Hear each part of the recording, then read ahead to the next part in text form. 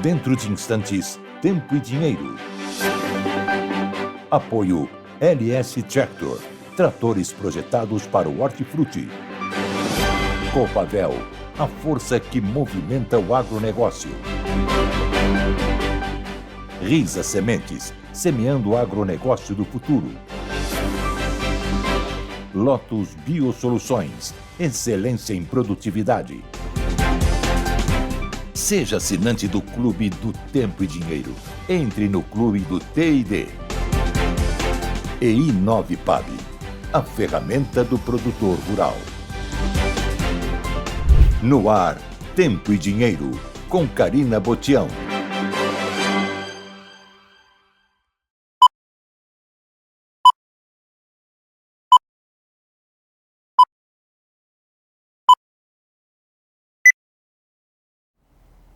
(4 de setembro, quarta-feira). Muito boa tarde para você que nos acompanha em mais uma edição do Tempo e Dinheiro. Seja muito bem-vindo a partir de agora. Hoje nós vamos falar muito, claro, além das queimadas, do clima muito seco no Brasil, que continua. Aliás, um clima desértico, é o que está chamando a atenção aí a CNN, porque as cidades brasileiras registraram uma umidade semelhante à do deserto do Saara. É o INMET quem está falando isso, emitiu alerta vermelho, porque os estados registraram uma umidade relativa do ar de 7%. É muito baixo, pessoal. Quando a gente fala ali entre 30% e 40% não é o ideal para a saúde do ser humano. Imagina só 7% registrado na tarde de terça-feira. Portanto, alerta vermelho para quase todo o Brasil. A quarta-feira, aliás, o Globo está dizendo que vai ter calor de 40 graus no centro-oeste, mas o sul do Brasil vai ter queda de granizo. Olha só a disparidade. No Rio Grande do Sul, a estimativa é de chuvas intensas com precipitações de até 50 milímetros ao dia e ventos intensos. No estado inteiro e no sul de Santa Catarina também vai cair a temperatura entre 3 e 5 graus. Portanto, uma inversão aí, né? Centro-oeste, sudeste, muito seco, muito quente, mas hoje especificamente a gente tem previsão, a partir de hoje, previsão de muita chuva e até granizo para o Rio Grande do Sul, chegando também esse tempo em Santa Catarina. Antes de eu dar seguimento, vou pedir os preços da soja. Futuro novembro, olha só, uma alta de 0,40%, ganhando 4 cents a 10,15 o bushel. Portanto, uma leve alta aí da soja nesse momento. Daqui a pouco o Vlamir Brandalize vai conversar com o Sérgio Braga a respeito das cotações da soja hoje, também outras informações do milho e do trigo. João Batista está cuidando da saúde hoje, mas está tudo bem. Logo ele está de volta. Faz muito bem, João Batista, se cuidar. Esse clima nosso aqui não tá fácil não para ninguém. Gleidson, coloca o dólar para a gente saber como é que está o dólar nesse momento. Leve queda de 0,26% a 5,63 com 44. Tá aí o dólar. Daqui a pouquinho o Sérgio Braga passando os preços em tempo real para vocês. Vou chamar agora a Bandeira, que sempre abre os nossos programas, que sempre abre as nossas edições, representando o Tempo e Dinheiro e representando você, produtor e produtora rural desse nosso Brasil, sempre com a mensagem de esperança, de trabalho, de otimismo. O Brasil vencerá. O Tempo e Dinheiro está no ar.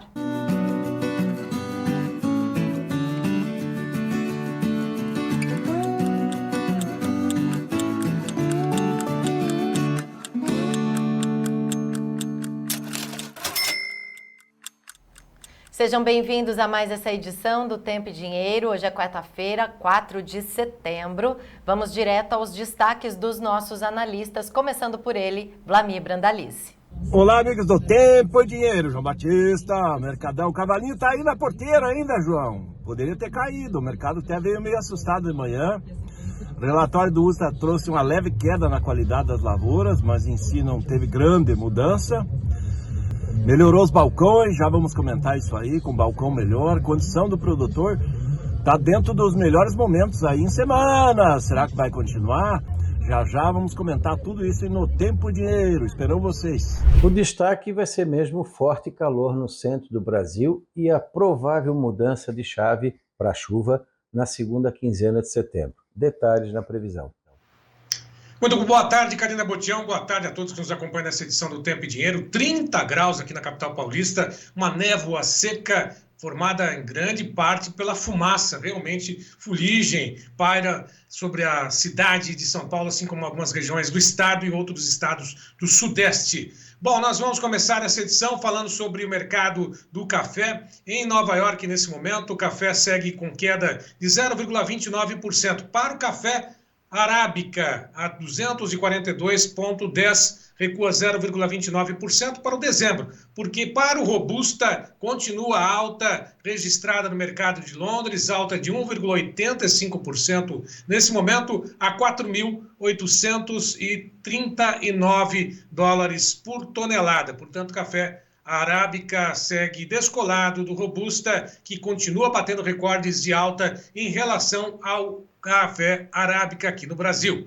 Bom, com relação ao mercado do boi gordo, 19 praças em alta hoje, entre as 32 pesquisadas pela Scott Consultoria, exatamente 19 praças em alta para o boi gordo no mercado físico. O mercado futuro sinaliza também alta. Setembro a R$ 249,10 por arroba, sobe 0,16%. Outubro a R$ 257,75, alta de 1,22%, bate os R$ 260,75, arroba negociada para novembro, com uma alta nesse momento de 1,26%. Boi gordo, indicador CPE Exalc, ontem teve um ajuste, sim, aí se aproximou daquilo que está sendo negociado em São Paulo, interior, R$ 241,80 por arroba, subiu 1,85%. Quanto ao mercado físico, vamos aproveitar 4 praças, subiu a referência em São Paulo, Barretos, Araçatuba, 241,50, se equiparou a cotação registrada em Três Lagoas, Mato Grosso do Sul, 241,50, que vinha sendo acima da referência de São Paulo. Oeste do Rio Grande do Sul, 8,75. Em Pelotas, 8,85 quilo a prazo. Daqui a pouco a gente traz mais informações sobre o mercado do boi gordo. Antes, vamos acompanhar o que acontece no mercado de Nova York, mercado de Chicago. Começando por Chicago, as negociações com a soja, que mantém-se acima dos $10 por bushel, $10, 14,75, alta de 0,37%. Milho negociado com alta de 0,40% a $4 mais 9,62. Trigo também em alta, $5, 73,40, alta de 1,13%. Aí está o café, 242,20, recua 0,25%. Em Nova York, o açúcar a 19,14, 1,80 de queda. Algodão, 69,93, queda de 0,85%. Petróleo, $70 o barril, uma queda de 0,44%. O ouro a 2.524, 2.525, sobe 0,08%. Ouro, onça Troy, bem próxima da estabilidade. E ainda refletindo dados a respeito do emprego nos Estados Unidos e também a expectativa com relação ao corte de juros por lá, que não deve evitar, segundo os analistas de mercado, uma recessão nos Estados Unidos, mas está aí, o dólar segue nesse momento em relação ao real, com uma queda de 0,19% a R$ 5,63 mais 76. O índice Bovespa, ações negociadas na B3, sobe 1,76% aos 136.719 pontos. Dólar em queda, índice Bovespa em alta. E essa edição do Tempo e Dinheiro que está só começando, Karina Botião. Boa tarde mais uma vez para você. Boa tarde, Sérgio Braga. Obrigada aí pelas informações. A gente vai se falar mais vezes hoje, daqui a pouquinho eu te chamo, mas vou pedir licença agora porque a gente segue com as principais manchetes do agronegócio do portal parceiro aqui do Tempo e Dinheiro, o Notícias Agrícolas. Seca intensa tira até 100% de produtividade de cafeicultores em regiões-chave de produção no Brasil. Café CPEA. Queimadas causam perdas pontuais. Falta de umidade preocupa. Algodão. Indicador cai 4,65% em agosto. Com colheita na reta final, Goiás espera a safra de algodão positiva. E arroz, oferta limitada sustenta cotações.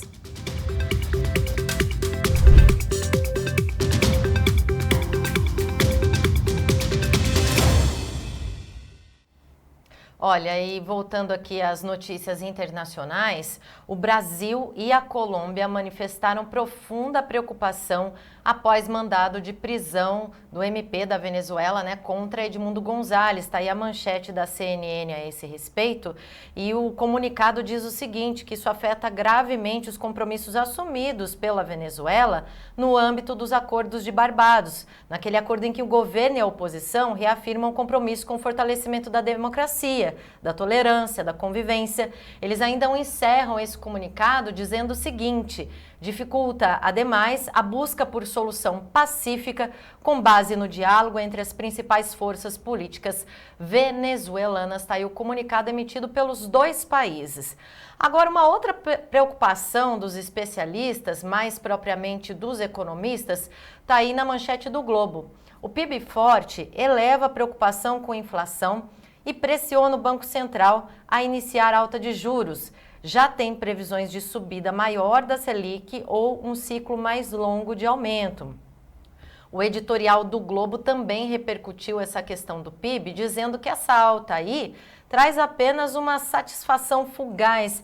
Eles dizem o seguinte, editorial do Globo: embora melhor que o esperado, o desempenho não merece muitos festejos. Apesar da melhora na estimativa para 2024, a previsão de crescimento segue uma cadência medíocre. Continuará abaixo das médias do mundo e dos países emergentes, portanto, uma alta não suficiente. O Estadão fala da alta dos combustíveis no Brasil, que fecharam agosto em alta com gasolina e diesel acima de R$ 6,00 por litro. A gente sabe bem disso, né? Alta de 1,45% no acumulado do mês contra julho, com preço médio de R$ 6,28 o litro. Agora, sobre os últimos acontecimentos envolvendo Alexandre de Moraes, deputados federais estão apoiando a abertura de um processo de impeachment contra o juiz, e a Investing diz na sua manchete que ao menos 147 deputados apoiam o impeachment de Moraes. Outros 273, de acordo com a reportagem, são indecisos e 96 contrários.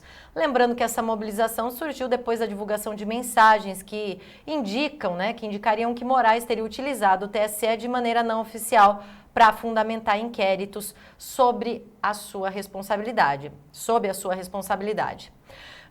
Nós temos ainda uma outra manchete sobre Alexandre de Moraes, dizendo que ele liberou as redes sociais de Luciano Hang, empresário, dono da rede Havan, após 2 anos de bloqueio. A liberação das contas foi informada ontem pela Folha de São Paulo, foi confirmada aí pela Gazeta do Povo e pela defesa do Luciano Hang. A reportagem procurou o STF para confirmar o teor da decisão e ainda aguarda retorno. O advogado do empresário, Alberto Moreira, disse para a Gazeta do Povo que tanto ele como o empresário não podem se manifestar publicamente devido ao sigilo processual, só que, no entanto, ele confirmou essa decisão e afirmou que confia nas instituições brasileiras. Nós vamos agora passar para as informações do clima. Vou pedir para o Gleidson colocar a vinheta do tempo hoje no ar, um apoio da Lotus Biosoluções. Lotus Biosoluções, excelência em produtividade, oferece o tempo hoje. Belo Horizonte e outras cidades de Minas Gerais estão sob alerta máximo de tempo seco e quente para os próximos dias. Nós temos inclusive uma foto que mostra bem a fumaça, olha só, na tarde, na zona da mata de Minas Gerais, região de Manhuaçu. Quem mandou essa foto para a gente foi o Josué do Carmo. E olha só a situação, bem parecida com outras regiões do Brasil também, no Sudeste, viu, Josué? A gente está acompanhando um cenário muito parecido com esse que você mandou para a gente. A Rádio Itatiaia, inclusive, repercute esse assunto, falando sobre a névoa seca, fotos e vídeo do céu encoberto por fumaça em Belo Horizonte. A gente tem esse vídeo e vai mostrar para vocês agora como que ficou a capital mineira.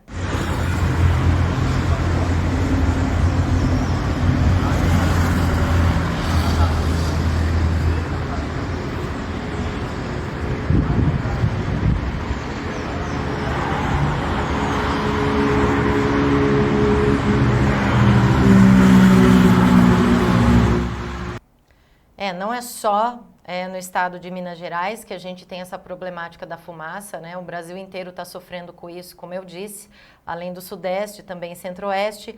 Olha só esse incêndio em Costa Rica, no Mato Grosso do Sul. Essas fumaças, elas vão se espalhando, né, ao longo dos dias. E olha só esse registro de incêndio que a gente tem agora nessa região. Rapaz,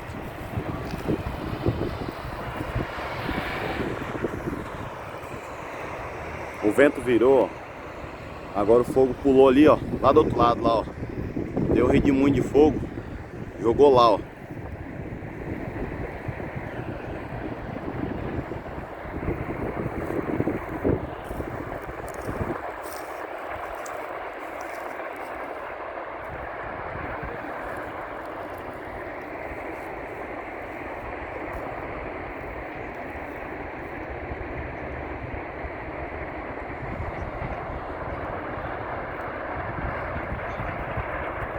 E ele vai para um lado, ele vai para o outro. Terrível essa cena, desesperador, né? Muito fogo, muita fumaça.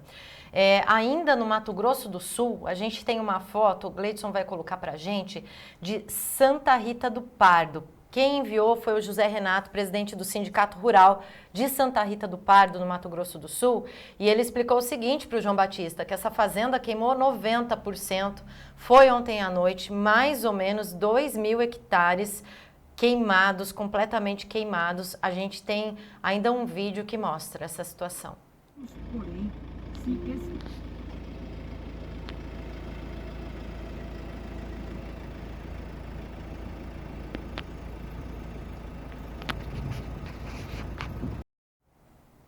Mudando um pouquinho de região, em Rondônia, mais precisamente na cidade de Cujubim, choveu 1h30 ontem, fica no norte do estado. Olha só aí a foto que a gente recebeu no grupo do Agrotempo.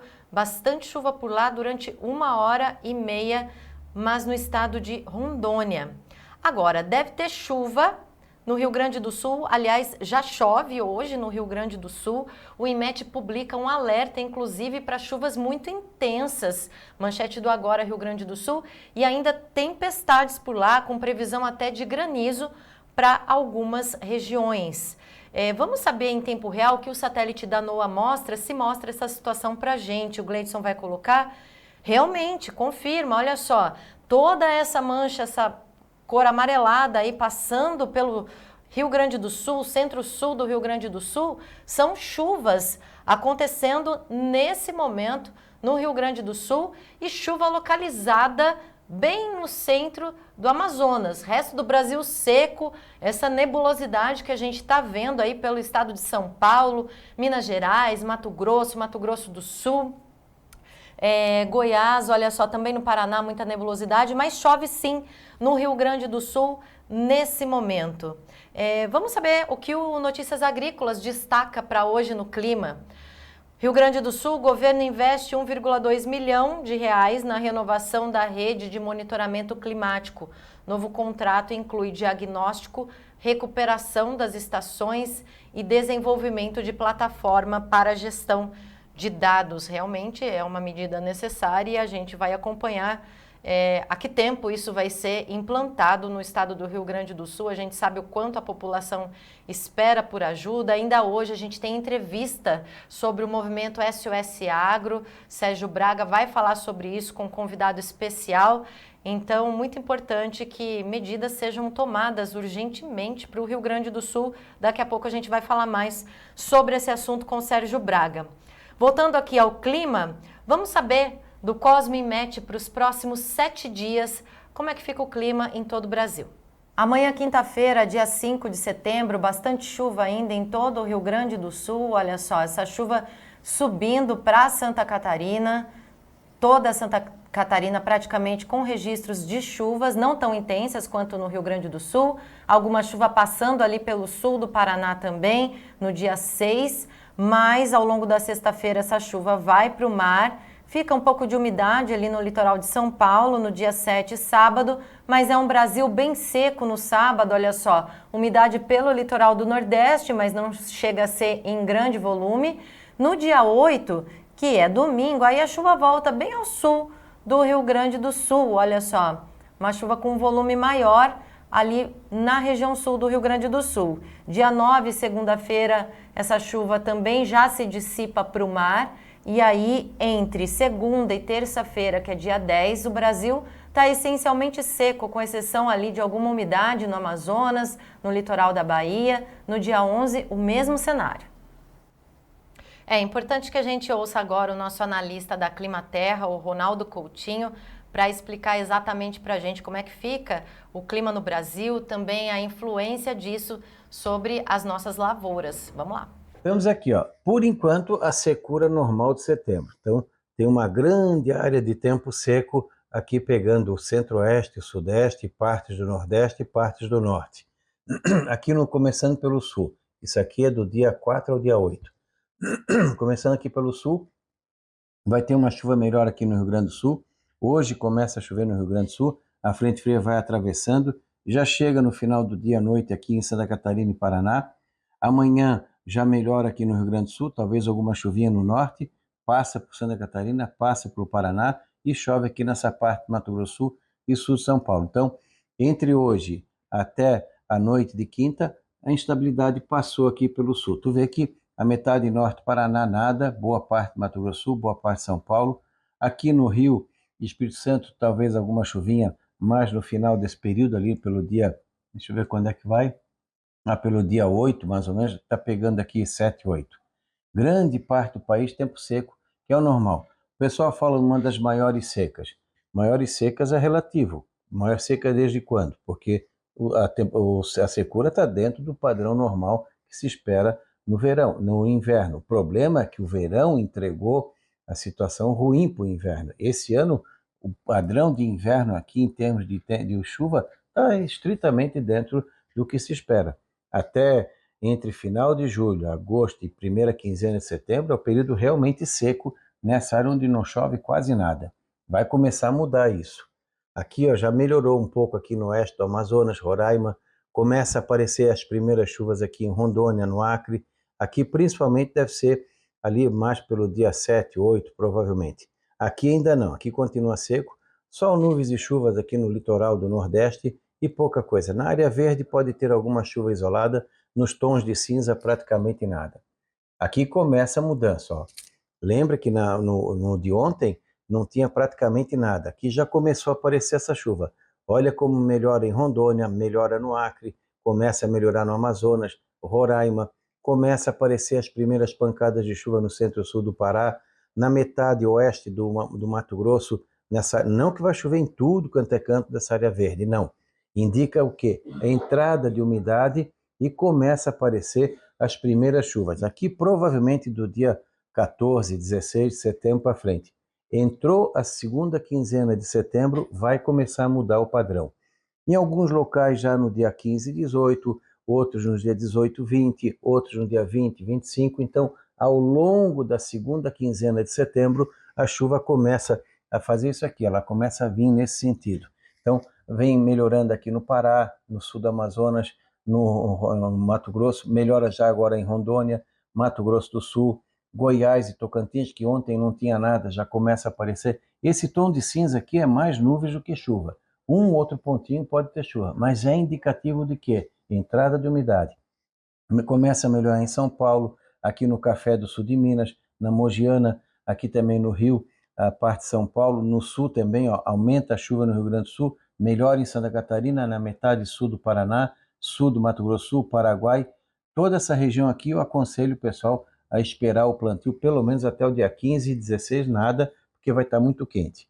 Aí entre 15 e 20 já começa a melhorar gradativamente as condições para dar início ao plantio. E aqui nessa região central do país, provavelmente com mais segurança do dia 20, 25, 25, 30 de setembro para frente. Então essa região aqui vai seguir o ritmo normal, comparando com o ano passado, bem mais antecipado.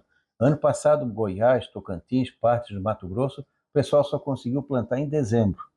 Esse ano vão conseguir plantar entre final de setembro e início de outubro para frente.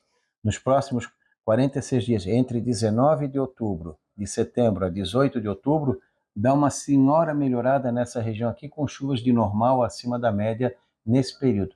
Aqui no Café do Cerrado Mineiro e norte de São Paulo, Goiás e leste do Mato Grosso do Sul, a chuva começa a melhorar, provavelmente depois do dia 15 e 20 para frente. Então, gradativamente vai melhorando. Melhora também a chuva aqui no leste do Nordeste, aumenta um pouco a chuva aqui no Pará e nas outras áreas. Dentro da anomalia está o quê?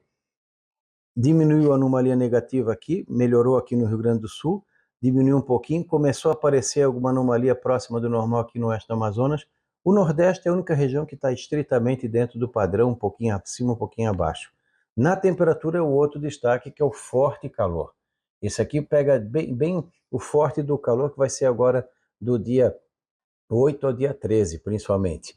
Toda essa área aqui, ó, Mato Grosso, sul do Pará, Tocantins, oeste do Goiás, Mato Grosso do Sul, Bolívia, Paraguai, metade norte do Paraná, metade norte e oeste de São Paulo, sul e oeste de Minas Gerais, pontualmente o Rio Grande do Sul, pontualmente Santa Catarina e norte da Argentina também. Toda essa região aqui, ó, vai ter temperaturas em média de 35 a 40 graus e pontuais de 40, 44, talvez até 45 entre o sul do Mato Grosso e aqui a região do Mato Grosso do Sul e Bolívia e Paraguai. Pode ter provavelmente recordes de máxima. Essa é uma onda de calor, talvez a mais forte dos últimos 40, 50 anos nesse período. E é possível que também seja a última dessa intensidade, porque com a entrada da chuva a partir da segunda quinzena de setembro, o calor gradativamente vai embora. Mas antes de ir embora, ele vai incomodar e bastante. Então, semana que vem, entre esse fim de semana e semana que vem, Cuiabá, Campo Grande, Corumbá, Itiquira, Sinop, Sorriso, Tangará da Serra, Rondonópolis, várias cidades do Paraná, como Londrina, Maringá, Presidente Prudente, a região oeste de São Paulo, partes de Goiás, máximas corriqueiras de 35, 40 graus, que não é nem um pouco comum. O pessoal vai sofrer bastante com o calor, muita água, cuidado com o fogo, a condição vai estar ótima para a propagação do fogo, pela temperatura, pela baixa umidade e pelo vento. Só vai começar a mudar esse padrão da segunda quinzena de setembro para frente. Primeiro voltando a chuva e saindo o calor, entrando um clima mais ameno. E, eventualmente, os modelos colocam até um frio forte dentro da segunda quinzena de setembro. É que nem eu disse, setembro não tem muito meio termo, não. Ele vai ser bem dinâmico. Ora lá em cima, ora lá embaixo, ora com pouca chuva, ora com muita chuva. Vamos ter problema de tudo quanto é tipo nesse sentido. Na passagem dessa frente pode ter alguns locais com vento forte que traga algum transtorno. Então vamos torcer para que São Pedro não incomode tanto. E o pessoal pode também aproveitar aqui o nosso canal, né? Então deixe de se inscrever. E aqui tem os diversos vídeos que o pessoal pode compartilhar, dar o like, e aqui os shorts. Da Climaterra, voltamos amanhã, Ronaldo Coutinho. Excelentes informações, como sempre, Ronaldo Coutinho, muito obrigada. Lembrando que esse quadro foi um oferecimento da Lotus Biosoluções. Um novo conceito em nutrição vegetal que está oferecendo para agricultores de todo o Brasil mais produtividade. Lotus Biosoluções, excelência em produtividade. Olha, eu quero aproveitar e agradecer todo mundo que está acompanhando a gente aqui pelo YouTube também, nossos seguidores mandando informações, né, colaborando aqui com Tempo e Dinheiro, enriquecendo aqui a nossa programação, mandando informações sobre o tempo. Olha, em Cascavel, no Paraná, o Márcio Dalgalo está dizendo, tá uma ventania aqui. E lá de Marialva, também no Paraná, o Luiz e a Cida Cabreira estão confirmando, o sol está quente, mas tem um vento sentido sul. No Mato Grosso, o Altemar Crolin dizendo, lá de Diamantino, falando que está em chamas por lá, e a gente tem acompanhado o quanto isso está sendo prejudicial, né? O Ricardo Faria, de Icaraíma, noroeste, voltando aí para o Paraná, noroeste do Paraná, falou que o tempo está muito seco por lá, fumaça, inclusive no Parque Nacional Ilha Grande, tudo queimado.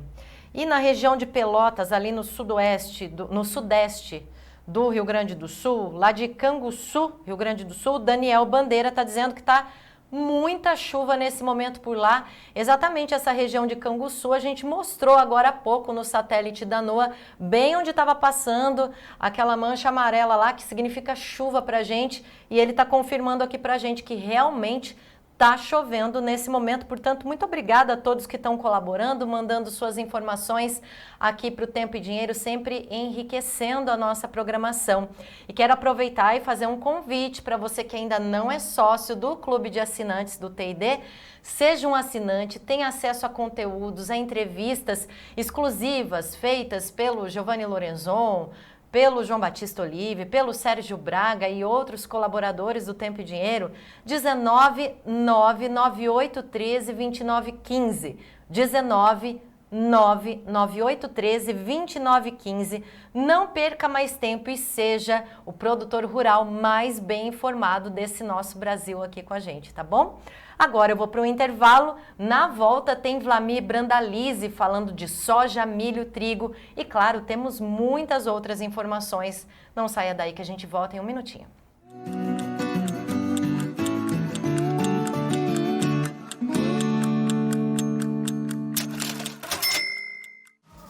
Para saber seu custo e conhecer o melhor momento de venda, use a i9PAB, a ferramenta do produtor rural. Com a i9PAB, você acessa o índice PAB e compara o melhor momento de venda. Lance as despesas na i9PAB para você saber seus custos. Registre as ofertas na i9PAB para acompanhar seu lucro. i9PAB, a ferramenta do produtor rural. Eu comecei aqui nesse palco, mas não foi só com o som do violão, não. Foi com o ronco do trator.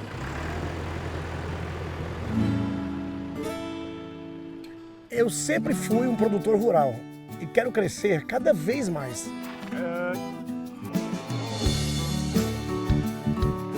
E a marca que eu escolhi para mim é a LS Tractor. Ela tem força, tecnologia e amor pelo campo. Maravilhoso, né? É show demais! É tão show que eu pedi bis. LS Tractor, tecnologia sul-coreana, coração brasileiro. Esse é bruto, hein? A Risa Sementes acredita que um solo vivo é o ponto de partida para uma agricultura mais sustentável. A integração do capim no sistema de manejo traz inúmeros benefícios físicos, químicos e biológicos que ajudam a recuperar a fertilidade do solo.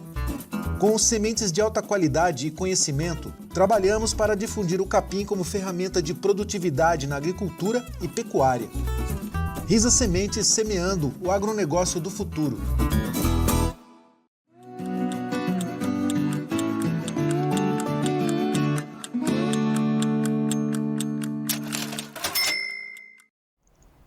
De volta aqui com o Tempo e Dinheiro dessa quarta-feira, vou chamar o Sérgio Braga para que ele atualize hoje para a gente as cotações e também as informações da soja. Sérgio. Exatamente, porque daqui a pouquinho o Vlamir Brandalize vai comentar tudo o que acontece com a soja, milho, trigo, mas antes vamos às cotações, a saber das cotações da soja no mercado, que tem aí, nesse momento, alta a $10,15,75, alta de 0,47%, equivalente aí a 4,75 por bushel. A soja segue, portanto, em alta na Bolsa de Chicago. Nós temos também todos os vencimentos agora, o Gleidson está colocando, setembro ainda $9,99, 2 cents de alta, o novembro $10, 16,25, 4,25 de alta, janeiro $10, 34,25, 4,75 de alta, o março a $10, 48,50, 4,5 de alta. Bom, a soja segue, portanto, na B3, a mesma, em linha com Chicago, novembro a 22,35, alta de 0,13%, enquanto janeiro aqui a 22,73 por saca, referência a Porto Paranaguá, queda de 0,09%. Vamos saber detalhes do que acontece com o mercado de soja, porque agora é hora das notícias da soja com apoio da Copavel. Vamos lá, Gleidson.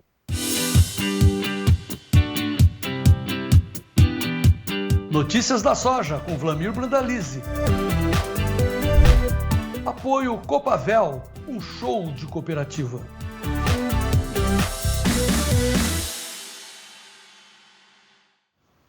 Fala, Brandalize, calorão por aí em Curitiba. Joãozinho tá lá acompanhando o mato dentro lá, acho que tá com coberta, né? Estamos torcendo que o João melhore, ele tá com aquela gripe dele, pegou uma gripe forte, né? E nesse período seco parece que as gripes ficam mais intensas, né? E o ar com umidade baixíssima acaba piorando a situação. E melhoras pro Joãozinho, né, Serjão? Vamos lá, Serjão. Todo mundo torcendo por isso. E esse mercado de soja hoje, Vlamir? Olha, Sérgio, vamos lá. Hoje o mercado de soja, em princípio, ele teria um fundamento de baixa, porque ontem o relatório do USDA ele trouxe uma leve queda na qualidade das lavouras. Ontem à tardezinho, o relatório semanal, né, de lavouras americanos. Vamos fazer um resumo aqui, Sérgio. Com relação à lavoura de soja, 94% das lavouras em fase de formação de vagem, ou seja, reta final. Passou a fase de florescimento, tudo já floresceu, praticamente tudo já com vagem. De agora para frente, risco muito pequeno de ter problema de perdas. Nesse momento aí, segundo o USDA, 13% de maturação das lavouras, a média de 10%, está adiantada essa americana, mas o mais importante é um alerta para o produtor. O estado de Illinois, o maior produtor deles de soja, está com 14% de maturação e nos próximos dias vai ter colheita. E a colheita, quando começa em Illinois, ela está ali em Chicago. Chicago é a capital de Illinois.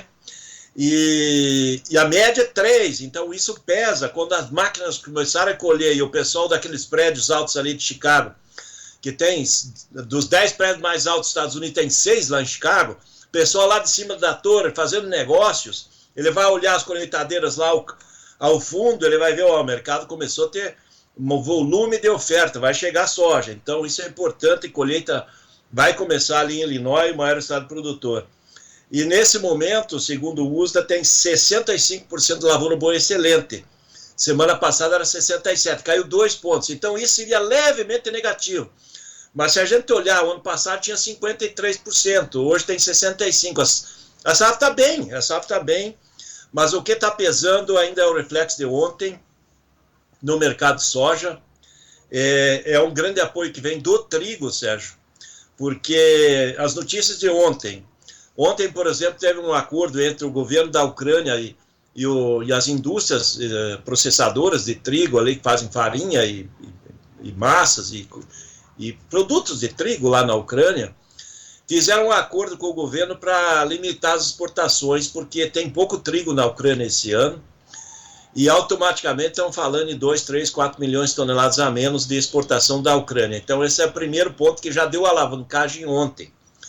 E ontem à tarde também tivemos a notícia da Alemanha, o governo da Alemanha divulgou, a Alemanha é grande produtor de trigo, exportador de trigo ali da União Europeia, que a safra de trigo da Alemanha é 15% menor, então vai ter menos trigo alemão para ser exportado.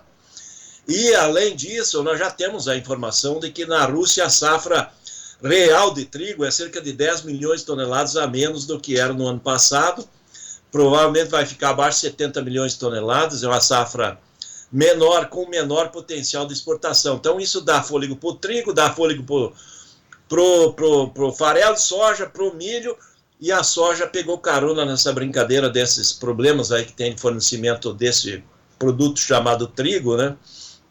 E está evoluindo, mesmo tendo aqui no Brasil dólar em alta, que seria outro fator negativo, mas o fator seca no Brasil, esse calorão extremo, e já começando a abrir a temporada de plantio e praticamente nada plantado, o mercado também fica cauteloso. É por isso que hoje ele trabalhou um pouco de baixa, um pouco de alta, agora está um pouco de alta. Ele não sabe que rumo vai lá em Chicago, mas ele está dando boas condições no mercado brasileiro, Sérgio. Nós estamos aí com o cavalinho encilhado na porteira do produtor, os negócios estão saindo, o pessoal está aproveitando esse momento de pico, porque ele está vendo que para frente não há garantia que fique. E nessa semana já tivemos mais de 2 milhões de toneladas negociadas, Sérgio. É um bom movimento. E provavelmente hoje à tarde vai ter negócio, amanhã vai ter negócio. Semana de negócio, Sérgio. O Jaime está falando aqui, não deixou de qual cidade, mas é o momento de cavalinho encilhado, né? Você disse ontem e hoje realmente subiu, né? Ainda dá para poder aproveitar e tem que aproveitar, né? Exatamente. O produtor tem que ir fazendo as médias do ano, ele tem que aproveitar esses momentos que está subindo, está na alta, porque assim que começar a colheita americana e vai confirmar uma safra cheia, uma safra grande, com produtividade alta, e assim que passar esse momento de calorão e seca no Brasil e deslanchar o plantio, o mercado ele inverte, o mercado ele vai ser um mercado de oferta. Hoje nós estamos num mercado de demanda, porque a China andou comprando nos Estados Unidos essa semana bons volumes, porque está barato, né? Ela sabe que está barato, mas o mercado ele pode inverter. E também temos os prêmios que também já começam a perder força. Os prêmios andaram em alta até a semana passada, e já nessa semana eles estão mais fracos que a semana passada, hoje está mais fraco que ontem, e os prêmios futuros também começaram a cair mais. Então, a soja de 2025, ela também, mesmo com Chicago em leve alta, ela já não está pagando melhor do que ontem. Em alguns casos está pagando igual ou menos, em função de que, mesmo com a alta de Chicago, o prêmio está caindo e não está compensando. Então, mercado começando a dar sinal de que ele está chegando no topo ali. E agora precisa mais informação, notícia nova que possa dar lastro aí para mais alta, né? Mas por enquanto o fôlego positivo veio do trigo e esse também já absorvido, né? O pessoal já sabe, hoje todo mundo já sabe, ele já, a partir da manhã, ele já não vai ter mais influência, provavelmente, essa questão do trigo, né? Vladimir, só olhando o mercado futuro Chicago, geralmente a gente tem uma precificação daquilo que vai acontecer, o mercado se movimenta, mas tem uma atuação de fundos, isso é normal, é histórico. Agora, observando os prêmios, né, tá aí, ó, todas as posições em alta, hoje, novembro em diante, acima dos $10 por bushel. Observando os prêmios, como você mesmo disse, dá para poder antecipar também, se os prêmios já começam a ter uma redução, significa que o mercado também vai estar antecipando já essa queda, e essa queda realmente pode romper novamente esses $10 que a gente está observando hoje ou não? Olha, Sérgio, ele está com suporte forte nos $10, mas o suporte real é 9,50 ainda. Ou seja, 9,50 no suporte bastante forte, ele consolidou esse 9,50. O 10,50 é uma resistência até a posição de março. E o 10,50, aliás, o 10,70, 10,80 é a resistência ali do maio e do julho. Então o mercado está dentro dessa janela, 9,50 fundo de poço e 10,50, vamos dizer assim, já quase o teto ali. Algumas posições estão um pouco acima, mas já com prêmios um pouco mais pressionados para baixo. Você mostrou ali a tabela, né? Agora há pouco, 3 pontos de alta no mercado de Chicago. Só para dar uma ideia, eu já passei ali para o pessoal do clube, o prêmio hoje está 5 abaixo de ontem. Então, você está ganhando 3 em Chicago, mas está perdendo 3 no prêmio. Então, a posição em dólares, ela é menor. O que está dando hoje? As posições em reais e balcão está pagando melhor, porque o dólar também está em alta hoje. Mas, coincidentemente, nós temos hoje dólar em alta, Chicago em alta e prêmio em queda. Então, nos dias anteriores, nós tínhamos prêmio em alta, Chicago em alta e dólar em alta. Agora, a gente já começou a ter formadores de cotação da soja em caminhos diferentes, e o prêmio aparentemente ele gastou o fôlego dele, ele está olhando, safra americana já está garantida lá para frente, né, no final do ano em diante, e agora quando começar a chover por aqui, ele vai pressionar mais as posições ali de março, abril e maio, que provavelmente vão ser pressionados, porque nós vamos ter muita oferta, né, Sérgio? Bom, de alguma forma, todas essas informações estão também no clube de assinantes. Quem é assinante do clube sabe todas essas informações, tem os prêmios, tem todas as negociações, análise do mercado pelo Brandalize. Está aí o telefone, repetindo mais uma vez, enchendo a tela para a gente, o Gleidson, colocando exatamente o telefone. Eu não consigo acessar todas as informações aí, mas o João Batista tem lá, teclando, chamando, convidando, olha lá, dando um ok. 19981132915 é o clube de assinantes do Tempo e Dinheiro. Bom, de qualquer forma, o Brandalize, vamos aproveitar, né? Vamos falar sobre balcão, falar sobre os prêmios, porque daqui a pouquinho a gente fala sobre o mercado de milho também. Mas como é que estão os prêmios ou balcão primeiro? Vai pro tiro. Vamos lá, falando de balcão. Balcão hoje melhorou quase R$2 em média nacional.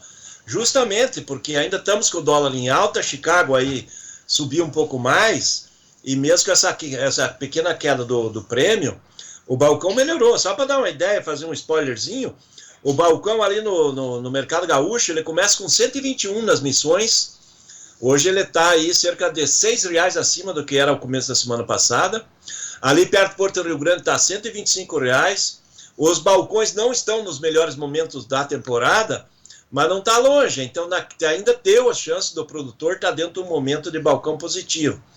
Os demais balcões, se você pegar o sul e sudeste, vai de 120 a R$127. O mercado deu uma melhorada nos balcões, porque o pessoal quer formar lote aí para completar navio que vai embarcar agora nesse restante de setembro, outubro. Então tem interesse de compra. A indústria nacional está comprando aí a soja para a demanda interna, para esmagar, fazer farelo e óleo, porque vai precisar farelo e óleo em outubro, novembro, até o começo de dezembro. Tem a demanda crescente de biodiesel, ou seja, algumas regiões, pegando do meio do Paraná para cima, já estão descasando, pagando melhor que o proporcional do porto, e o mercado é comprador, é uma semana de comprador, por isso que eu estava citando, está saindo negócio, o mercado está numa alta, mas depois que o mercado de Chicago perder fôlego e o dólar mais cedo ou mais tarde se acomodar, então os formadores de cotações, e aí o prêmio já começa a dar sinais de fraqueza, eles podem inverter, né? Daí não tem como sustentar os níveis maiores que estão nesse momento aí, com os portos aí até R$145 aí a posição novembro aí no Porto Rio Grande, por exemplo. Então, mercado muito favorável nesse momento, em função de ter demanda, e a safra americana ainda não começou a ser colhida, né? Bom, prêmios negativos, portanto, significando que a gente tem aí pela frente preços mais achatados, cotações mais achatadas também para o mercado, né, como um todo, para a soja, né, Blandalize? Só reforçar essa informação. Tem que tomar cuidado, né, porque o mercado ele sobe, ele geralmente sobe pela escada, e quando ele desce pelo elevador, né, então o produtor vai esperando para pegar o pico, a hora que ele acorda, opa, no outro dia ele caiu R$5, R$6, ele perdeu aquele momento, né.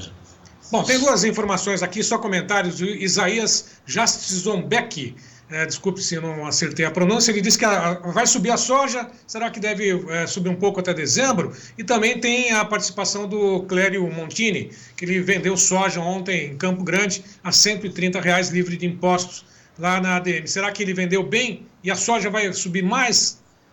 Olha, João, Sérgio, começando pelo final aí, vendeu a 130 ali no Mato Grosso do Sul. Eu acho que pegou o melhor momento do ano. Eu acho que a cotação foi muito boa, fechou bem. Pode até, nesses próximos dias, pagar um pouquinho mais? Pode, mas a chance de cair é bem grande. Então, ele pegou um momento importante. Aquela pergunta do produtor, se até novembro pode subir. Se está no interior, em regiões que tem indústria, e a indústria não tem estoque, certamente a indústria vai precisar comprar. E nesses locais, é possível que vá pagar mais, sim.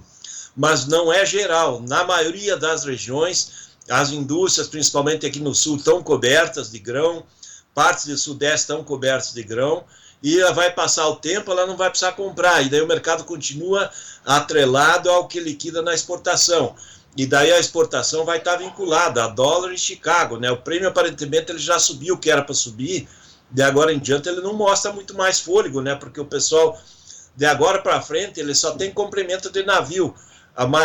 As trades já não estão nomeando novos navios para soja, elas estão nomeando navio para milho e não para soja. Então, navio para soja é aqueles que tem aí, que vai carregar, que falta parte da carga, e depois que fechou isso, o mercado para, né? Acomoda. E o Arco Norte lá praticamente já fechou aí o corredor de exportação de soja. Agora tem o milho lá para cima e já não tem mais negócio. Daí o mercado fica restrito à indústria esmagadora regional, né, Sérgio? Bom, duas questões só, a gente vai para o milho rapidinho. É que chegam vários comentários, né, cada qual citando quanto é que foi comercializada a soja em uma as regiões aqui do Brasil, né? No Paraná, 123, o Tiago falando que em Goiás, 124, né? Mas o Luiz Fernando Lopes, ele diz o seguinte: pouco estoque no Brasil para soja disponível, isso pode ser um fator altista ou não? Pode, mas que nem eu já citei, ele pode ser altista para a indústria, nas regiões que tem indústria que vai precisar comprar. Se não tem indústria e tem que mandar para longe, aí pode complicar o frete. A gente recebeu muitas informação e perguntas aqui, Sérgio, só para aproveitar o gancho que você citou, que o pessoal reclamando que a soja no Paraná está mais barata que em Goiás. fato que não é comum acontecer, porque nós estamos aqui com o Porto na mão, né? Mas exatamente isso está acontecendo. Goiás, parte do Centro-Oeste em geral, parte de Minas, a demanda agora está ficando regional.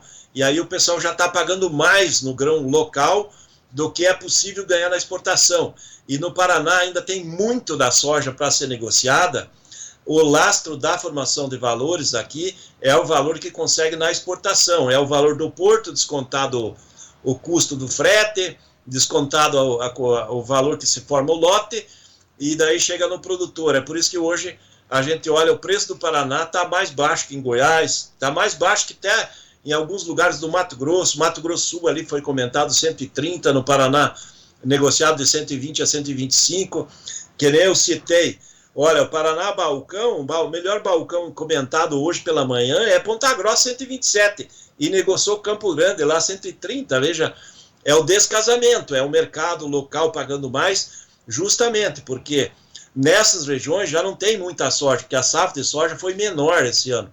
O USA vai ter que corrigir, ele teve no relatório passado 153 milhões de toneladas, a gente acredita que é 148, alguns apontam que é menos que 148, é até possível, então vai ter que reduzir essa safra do USA pelo menos 5 milhões, e nós vamos ter um aperto, porque nós temos muita soja na mão do produtor do Paraná, de Santa Catarina e Rio Grande do Sul, que é o que demora mais para negociar. Então, desses 42 milhões de toneladas de soja que tem a ser negociadas, nós temos aí umas 25 milhões só aqui no Sul, e o restante distribuído pelo Brasil todo. É por isso que nós estamos numa fase de descasamento de cotações, e responde novamente aquela pergunta de talvez no fim do ano, novembro, ainda que é período que a indústria compra, porque dezembro muitas já fazem parada de manutenção, daí ela já não atua, daí ela faz manutenção em dezembro e volta só depois da metade de janeiro, quando já tiver colheita. Então até novembro ela compra alguma coisa, talvez nesse momento esses locais possam pagar mais. Não é o caso do Paraná. No Paraná, indústrias cooperativas, todas têm muita soja, provavelmente não vão precisar sair assim para comprar e pagar mais do que consegue na exportação. Esse descasamento vai continuar, mas é difícil de acontecer ele aqui na parte, principalmente no sul do Brasil, né? Tá certo, portanto o mercado local está pagando mais pela soja. Informações, explicações do Vlamir Brandalize. Podemos ir para o milho? Tem alguma informação a mais para a soja? Eu acho que deu uma boa destrinchada explicada, né, Vlamir? É basicamente isso, né? Vamos acompanhar aí, que nem eu citei, o relatório do USDA. Na semana que vem, provavelmente, as primeiras lavouras já aparecem em colheita. Então, alerta, talvez a semana que vem, com colheita, o mercado já não seja tão otimista lá em Chicago. Tá certo. Vamos lá, então, ao mercado do milho, Gleidson. Mercado do milho que tem aí oferecimento do Inova PAB. Vamos lá. Notícias do milho. Oferecimento Inova PAB, a ferramenta do produtor rural.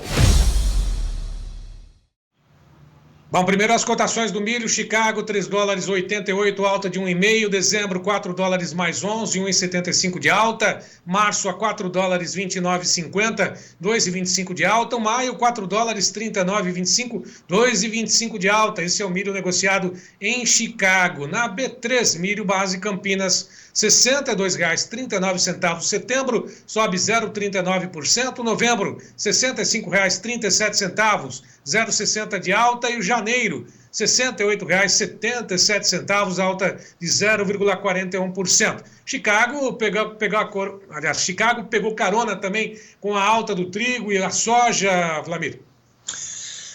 O milho ele é parceiro direto do trigo, né? Quando o trigo sobe, o milho vai junto, né? Então, porque normalmente quando se usa mais trigo para ração, você acaba cortando um pouco no milho e um pouco do farelo de soja. Então, tendo menos trigo ofertado, o mercado do milho puxa mais demanda para a ração e um ajuda o outro, né? Então, isso existe um paralelo bem importante. Então, carona do milho vinculada, porque a condição da safra de milho, eu vou dar um spoilerzinho como é que está o segundo USDA, né, dessa semana.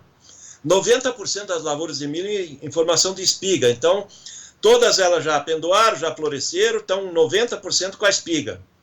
O estado de Iowa é o maior produtor americano, 94% com formação de espiga, é o maior produtor americano. Enchimento de grão, 60% das lavouras. E as lavouras estão bem na condição. E o clima, mesmo com poucas chuvas agora na semana, tem boa umidade no solo. Então, 60% formando grão, a média 58%. Iowa tem 61% formando grão. E olha a maturação, Sérgio, 19% das lavouras americanas estão em fase de maturação. Já é 1/5 da safra americana em fase de maturação. Isso é sinal de que nos próximos dias, nas próximas 2 semanas, vai ter colheita andando.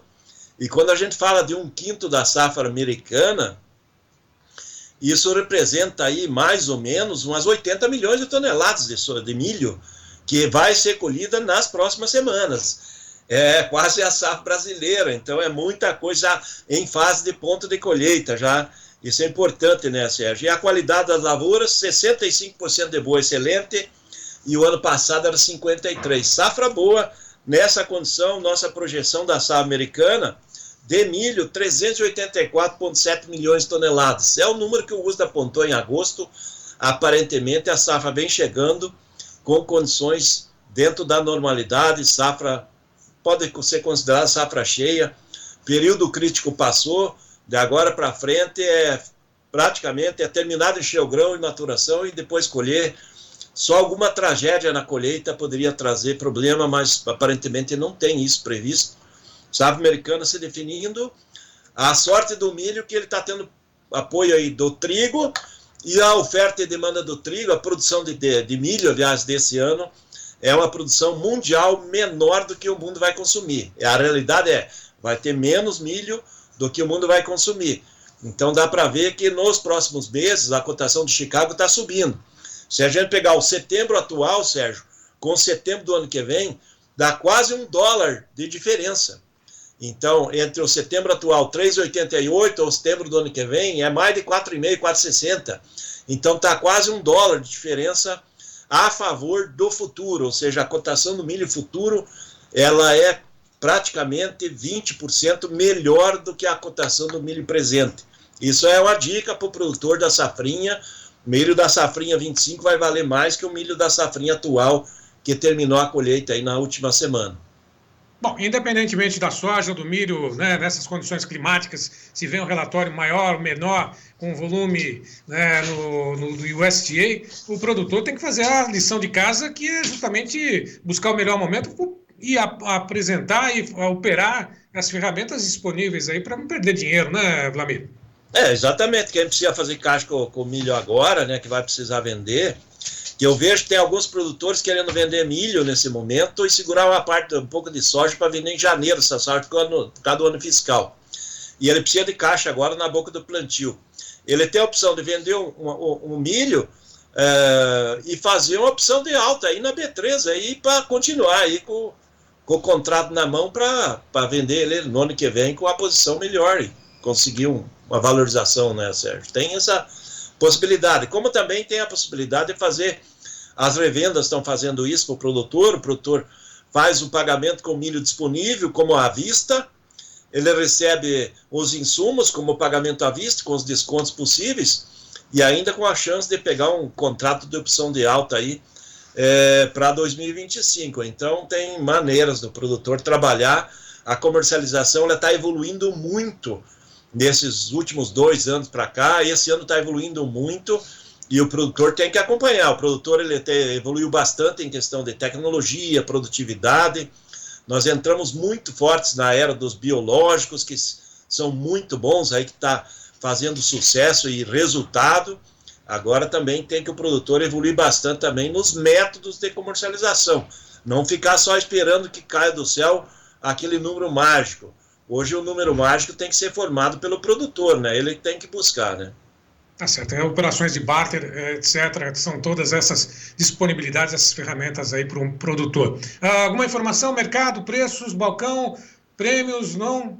Olha, com relação a milho, só dar um spoilerzinho, milho no Porto Paranaguá, R$ 64,00 agora, no setembro, começo de outubro, 64 paga ali também São Francisco, com outubro, 65 Santos, as posições de novembro aí de Paranaguá e São Francisco já é mais de R$ 65,00, mercado evoluindo, está subindo pela escada, o milho continua subindo pela escada. Bom, agora vamos às informações do trigo, como é que estão os preços.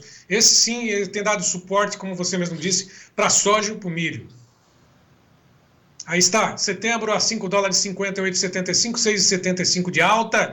O dezembro, $5,74, 7,25 de alta. Março a $5,94,50, 8,25 de alta. Em maio, $6 mais 6, alta de 8,75. Esses preços, aliás, essas cotações aí são talvez as melhores registradas esse ano, ou ainda longe do ideal, ou daquilo que realmente o mercado tem precificado, Lamir?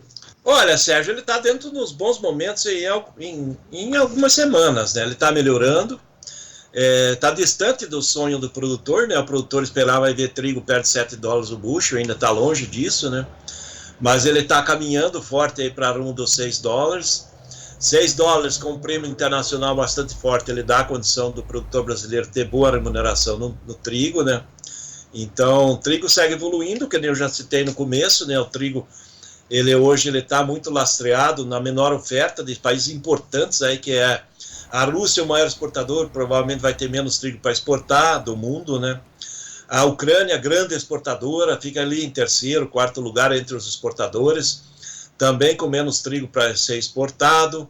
A União Europeia, tendo a Alemanha como grande produtora, com a safra 15% menor, vai ter menos trigo para exportar. E nos Estados Unidos, a colheita está indo para a reta final, ó. O trigo com 70% colhido por lá, então já também safra indo para o final nos Estados Unidos e automaticamente é argumento de reação, o mercado é de crescimento, porque trigo, ele tem indicativo que a safra, a colheita, a produção vai ser menor do que o consumo mundial, mas isso já é o terceiro ano seguido, então vai ter queda de estoque e automaticamente isso vai dando suporte para as cotações do ano de 2025 serem mais favoráveis que 2024, sinalizando que nós estamos saindo daí da bacia das almas, do fundo do poço, para o trigo também, para entrar numa condição melhor agora, nesse final de 2024 para 2025, que deve ser um ano melhor para trigo do que já está sendo agora, né, Sérgio?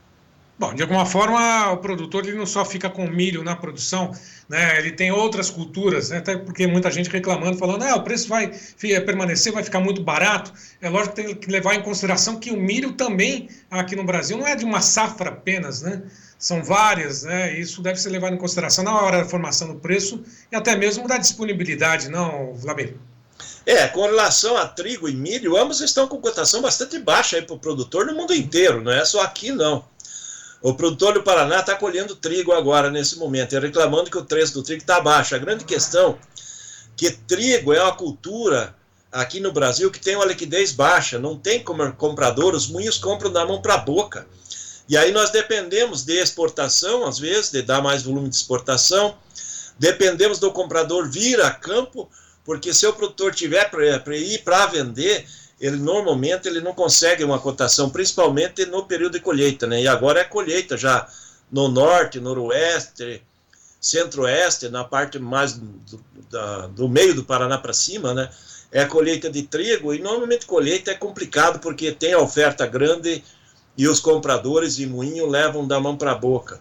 E daí nessa hora a cotação é sempre desfavorável para o produtor. O ideal é o produtor colher e segurar para vender mais tarde. No caso do trigo, normalmente isso funciona melhor. Bom, daqui a pouco, inclusive, Marisa Stuani, lá do entorno, do Distrito Federal, vai trazer algumas imagens para a gente, porque ela tem uma área de trigo lá e uma preocupação muito grande, porque está muito seco, né? Ela tem medo que esses incêndios que estão ocorrendo em várias regiões, inclusive no entorno do Distrito Federal, possa causar problemas para ela. Daqui a pouquinho a gente vai trazer essas informações. Aliás, a palhada que fica aí depois da colheita do trigo em algumas regiões, é a principal alternativa, é o principal insumo, por dizer assim, para a próxima safra que vem por aí, né? Proteger essas palhadas e até mesmo aproveitar essas palhadas é o grande segredo de uma safra com produtividade até um pouco melhor, não, Brandalize? Exatamente, a palhada do trigo, eu acredito, eu considero a melhor palhada que tem para fazer uma base para um plantio da safra de verão na sequência de uma soja, por exemplo. Então ela dá uma massa muito boa, dá um colchão de excelente qualidade. e quando o trigo está pronto, ele colhe, ele está totalmente seco, né? Aquela condição de palhada mesmo, que serve aquele colchão, colchão térmico, né? É o ideal. Depois vem a chuva, segura a umidade. É por isso que o produtor tem que estar com muito cuidado para esse tempo extremamente seco aí, para não deixar um fogo chegar e perder toda uma palhada, que depois ele demora anos para recuperar todo o que ele perde aí na condição. Ali, você citou, ao entorno de Brasília tem uma área crescente de trigo, e nesse momento o trigo todo ali já está na fase de maturação também. Então, e ali está seco, né? Então, qualquer faísca, qualquer fogo acaba queimando não só a palhada, como queimando o trigo. Vou dar um exemplo que aconteceu lá, se eu não estou enganado, 2003, eu acho, se eu não me engano, foi, isso faz uns 20 anos, um pouquinho mais de 20 anos, aconteceu um dos picos da soja, que ela subiu acima de $18 o bushel lá em Chicago, justamente pelo trigo, porque o fogo lá no leste europeu pegou a Ucrânia, pegou os países do leste e pegou principalmente a Rússia. O fogo queimou mais de 10 milhões de hectares de trigo, com o trigo na fase de maturação. E aí disparou a cotação do trigo, puxou farelo, puxou soja, puxou milho, justamente porque os países do leste europeu, na safra sequente, não tinham trigo para exportar. Isso é o problema do fogo, né? Eles também têm esse risco. Agora começou a secar por lá, também estão com medo, né? Porque as lavouras estão no campo, a guerra está fluindo. Existe, às vezes, um drone que joga um míssil, a coisa, pega fogo na plantação e, com o tempo seco, aí dispara e não consegue mais segurar em cima da palhada. Eles estão com sorte que as temperaturas não estão altas por lá, mas ainda estão na fase do verão deles lá, né? Então, essa condição de risco eles também têm. Nós estamos nesse ano numa situação pior do que o ano passado, é um risco grande, muito seco, e tem que tomar cuidado, não dá para descuidar. Se o produtor vê que tem risco, faz um acero aí para se proteger. Tá certo. Vlamir Brandalize, obrigado pela participação, até amanhã, deixando aqui um abraço para o João Batista Olive também, né, que está acompanhando, está lá, né, ligadão na programação, na casa dele lá, Mato Dentro, acompanhando detalhes do que está acontecendo aqui no programa No Tempo e Dinheiro dessa tarde. É isso aí, Joãozinho, toma aquela pinguinha com guaco aí que também ajuda. Até amanhã, um grande abraço. Um abraço, até mais. Bom, Karina Botião, eu volto com você aí no estúdio, porque tem informações também sobre o mercado da mandioca, é isso? Isso mesmo, Sérgio Braga. Daqui a pouquinho a gente se fala de novo. Obrigada aí ao Vlamir Brandalize pelas informações. Vamos ao mercado da mandioca, informações do Fábio Isaías Felipe, um apoio do Simp e da ABAN. Mercado de mandioca. Oferecimento Simp e ABAN. Mercado dos derivados de mandioca. Primeiro, sobre fécula. Bom, na última semana tivemos um mercado ainda bastante movimentado, muito em função da necessidade de reposição de estoques e até programações lá na ponta compradora. Mas, por outro lado, também com estoques curtos e até com uma expectativa de uma retomada não tão considerável nos próximos períodos, os vendedores limitaram os volumes negociados. Bom, isso se deu em um cenário de produção em queda. Para se ter uma ideia, em agosto houve uma queda de 15% na produção de fécula, segundo os dados do CPEA. E isso tem dificultado essa formação, reposição de estoques das fecularias e modificadoras. Para se ter uma ideia, esses estoques estão 32% mais baixos nesse ano do que em mesmo período de 2023. Bom, e isso não teria como ser diferente, né? Os preços ainda subiram mais timidamente do que as altas nos preços da matéria-prima, da raiz. O preço médio da tonelada de fécula FOB Indústria teve uma valorização de 0,7% na semana passada, em 3.220 a tonelada. Vale destacar ainda que a média do mês de agosto teve um avanço de 5,6%. Bom, a demanda tem sido bastante fortalecida para o derivado do Mato Grosso do Sul, principalmente entre as próprias fecularias, que buscam ainda elevar seus estoques ou até consumir o derivado. Sendo assim, a média do MS teve uma alta de 2,1% em 3,152 a tonelada. No oeste do estado de São Paulo, mesmo com o mercado com uma certa lentidão em relação às demais regiões, houve uma alta de 0,7 com o valor médio em R$ 3,125,23 por tonelada. Já no Paraná, a alta de preços na semana foi de 0,6, com o valor médio em R$ 3,289 a tonelada, o maior em termos estaduais. Pois bem, se o mercado de fécula vem aí com essa demanda bastante fortalecida ainda, né, e foi o que prevaleceu nos últimos meses, o mesmo a gente não tem observado para a farinha. O mercado de farinha ainda continuou com uma certa lentidão. Os volumes negociados são poucos e pontuais, né? Muito para atender a demanda dos empacotadores, que nesse caso ainda pressionam os valores. Por outro lado, as margens seguem bastante apertadas na indústria de farinha e isso tem minimizado as quedas ou até elevado preços em alguns casos. Para se ter uma ideia, na semana passada, o preço médio da farinha de mandioca fina, FOB Indústria, subiu 0,8 a R$ 114,30 a saca de 50 quilos. E no caso da farinha grossa, a alta foi de 1,6% a R$ 92,21 por saca de 40 quilos. Por sua vez, né, o preço médio da tonelada de mandioca posta na farinheira segue bastante elevado ainda, na casa de R$ 521,37 a tonelada, ou 0,90 centavos por grama de amido. Então há um descompasso. Nesse caso, os preços da matéria-prima têm subido mais que o preço dos derivados. Então, isso tem acarretado em diminuição nas margens da indústria. Voltamos numa próxima oportunidade para falar sobre esses mercados. Mercado de Mandioca tem o apoio do SIMP, Sindicato das Indústrias de Mandioca do Estado do Paraná, e da ABAM, Associação Brasileira das Indústrias Produtoras de Amido de Mandioca. Vou devolver agora para o Sérgio Braga, que tem entrevista. É isso, Sérgio?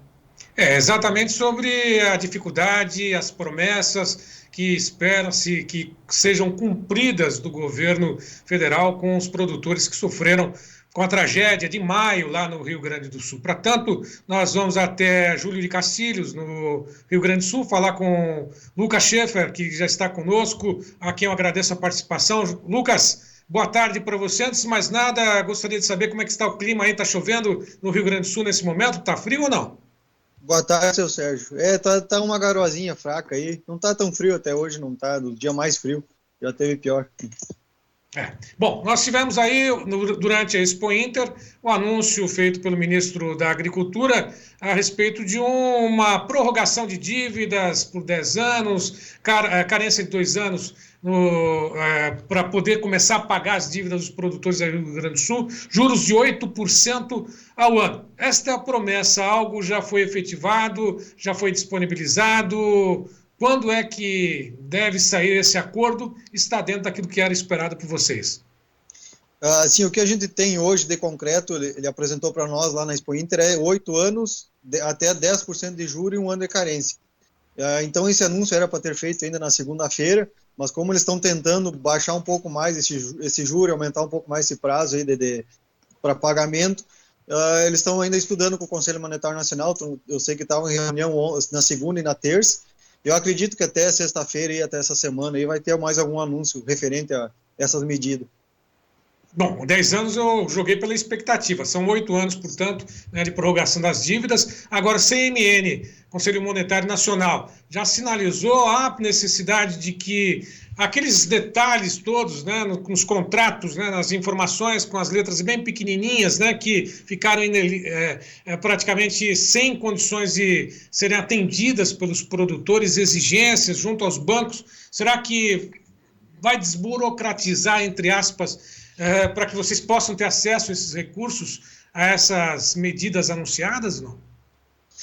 Nós participamos de diversas reuniões com o ministro Carlos Fávaro, o ministro Paulo Pimenta, e foi levada essas questões dos seguros que estavam trancando o pessoal de acessar a medida provisória que já foi lançada, e o decreto 12.138. Então a promessa é que isso vai ter essa mudança no texto aí durante essa semana também. Então, o que tem hoje para o Estado é o decreto 12.138 para a medida provisória, e o governo promete lançar mais essa linha de crédito. Na verdade, não vai ser uma prorrogação, vai ser uma linha de crédito nova. O produtor vai poder acessar essa linha de crédito para honrar com os compromissos, honrar com as dívidas que o produtor tem, tanto com o banco, tanto com as cooperativas e tanto com as empresas privadas, cerealistas, enfim. É mais ou menos isso aí o que foi apresentado para nós na sexta-feira. Então, até o pessoal tem muita dúvida da CPR, que o pessoal tem a comercialização de grão. Muito produtor fez essa CPR, tinha esse grão, e como não conseguiu colher, não conseguiu ter a produção, acabou vendendo essa produção que era da CPR para honrar com outros compromissos. Hoje ele está sem o grão para honrar com a CPR. Então tinha mais esses detalhes aí que estava para ser resolvido, e a promessa é que todo o vencimento que o produtor tem de 1º de maio até 31 de dezembro vai poder acessar essa linha de crédito e honrar com os compromissos. Isso que foi passado para nós na sexta-feira. Sim, uma nova linha de crédito e as anteriores, né?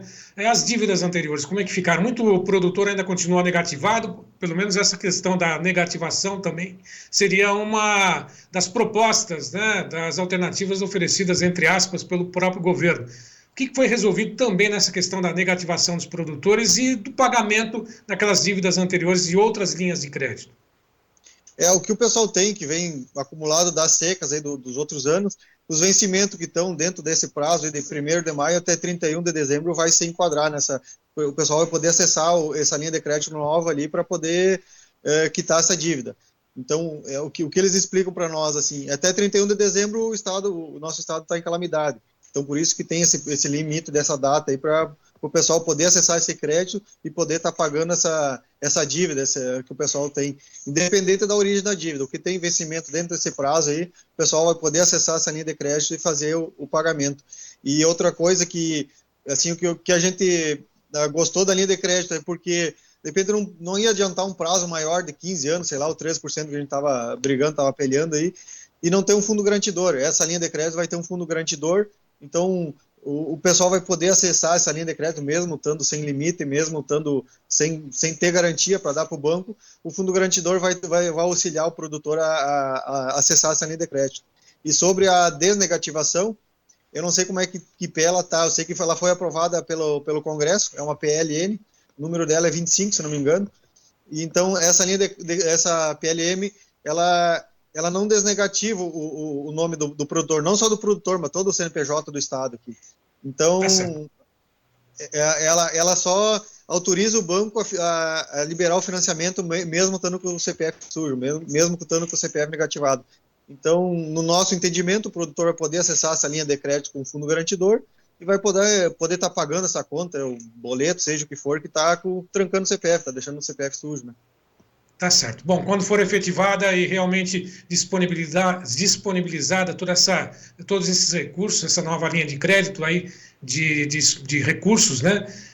Prazo de pagamento de 8 anos, juros de 8%, não é dentro do ideal, mas é o que foi proposto, né? E uma carência de 2 anos. Bom, a gente vai voltar a se falar, sem dúvida nenhuma, é uma grande expectativa do produtor aí do Rio Grande do Sul para que volte aos trilhos, né? Possa produzir novamente e sobreviver na atividade. Lucas, obrigado pela tua participação, abraço a todos os produtores.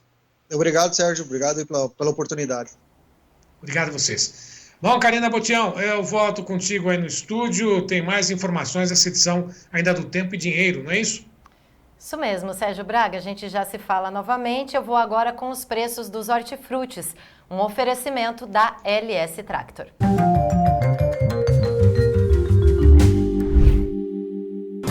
Oferecimento LS Tractor, tratores projetados para o hortifruti. Vamos às cotações do dia, sempre com base no levantamento do CPEA Exalc USP. Começando pelas cotações do leite, o litro no Rio Grande do Sul, R$ 2,61 com 93. A batata padrão Ágata especial ao beneficiador saco com 25 quilos no sul de Minas, R$ 90. A cenoura ao beneficiador, a caixa com 29 quilos em Brasília, só R$ 12,50. O tomate salada longa-vida AA ao produtor caixa aberta, venda nova do imigrante, R$ 30. E a laranja pera in natura, batendo mais um recorde aí, olha, a caixa com 40 quilos e 800 em São Paulo, R$ 107,60. E eu queria mostrar agora um vídeo enviado pela produtora Marisa Stuani, lá do DF. Ela tem um depoimento sobre a seca e a falta de umidade lá no Distrito Federal, além de falar sobre o calor e os riscos também da baixa umidade. Ela fala da plantação dela de cebola e da plantação de trigo. Boa tarde, João Batista, Sérgio Braga. Estamos aqui no Distrito Federal com uma das piores secas, né? Hoje nós tivemos 9 graus de manhã, à tarde vai para 33 graus. Eu tenho trigo aqui numa área ao lado da cebola e estamos enleirando a cebola, né? Tá muito boa. Realmente os preços caíram muito, né? De todos os HF, mas já é normal nessa época do ano, né? Nosso maior medo é fogo no trigo e a nossa saúde que fica muito debilitada, né? Porque não tem umidade no ar. A gente tá parecendo pior que o deserto do Saara, porque parece que o deserto chega só a 20% de umidade, né? E a gente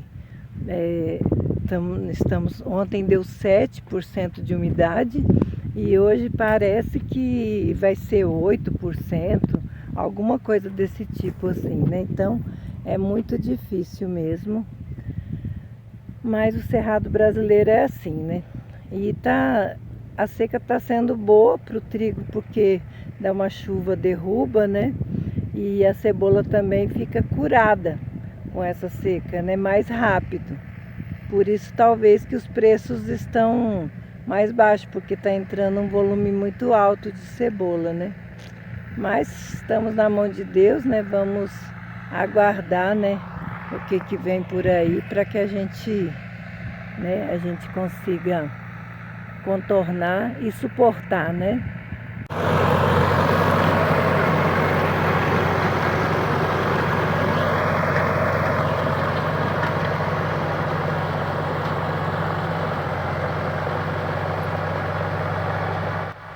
Difícil, né, Marisa? Obrigada aí pelo seu depoimento pra gente.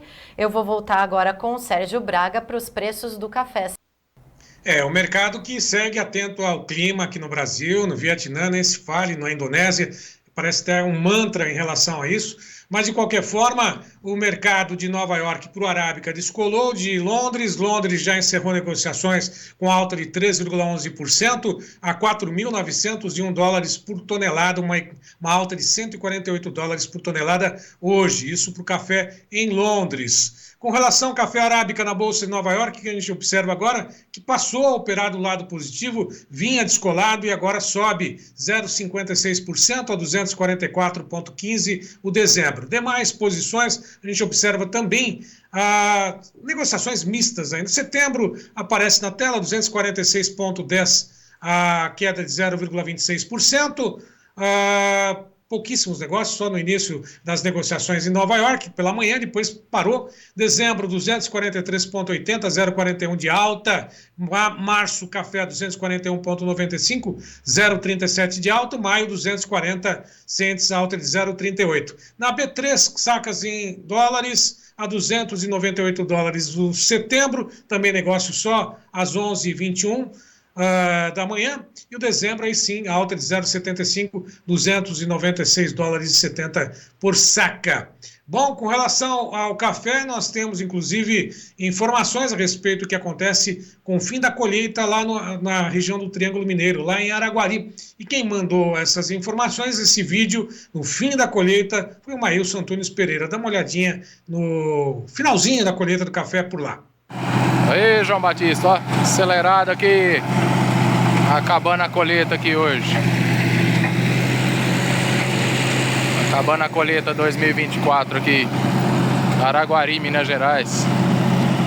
Faltando 1 hectare aqui, mais ou menos.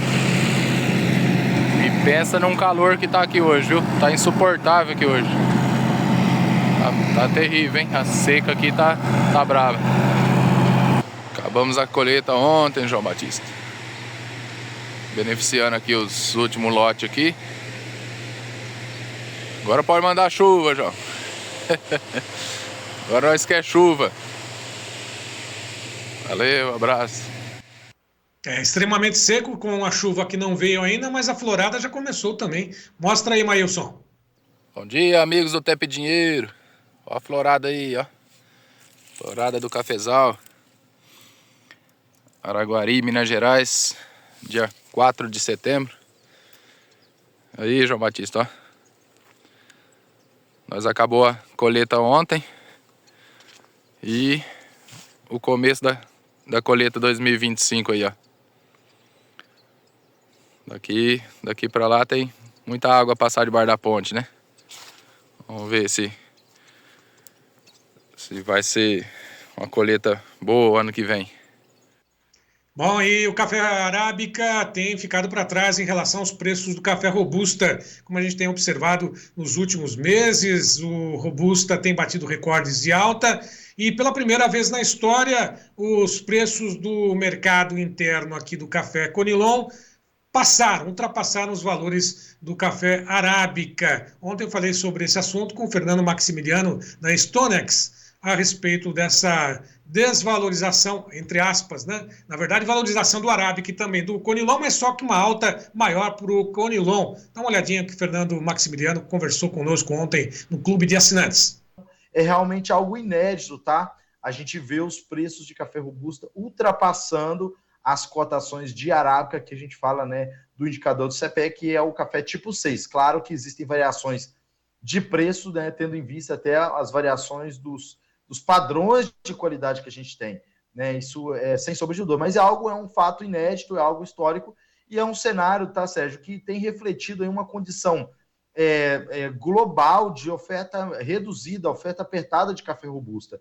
A gente viu aí ao longo desse ano, na realidade, né, os preços avançando demais, desde o final do ano passado, do último trimestre de 2023, os preços avançando demais, principalmente no terminal londrino, reflexo de uma oferta limitada de café robusta, né, lá na Ásia. A gente sabe que o Brasil ele é o maior produtor mundial de café, mas quando a gente fala de café robusta, o Vietnã, que é o maior produtor mundial de robusta, né, o Brasil está em segundo lugar. Bom, essa entrevista com o Fernando Maximiliano você encontra na íntegra nos canais oficiais aqui do Tempo e Dinheiro e também no Clube de Assinantes. Bom, só para poder ter uma ideia a respeito, o robusta bateu em torno de $259,36 pelo indicador CPE Exalc, enquanto que o arábica ontem $254,94, essa diferença, portanto, para o café robusta no mercado aqui do Brasil e, lógico, mercado internacional.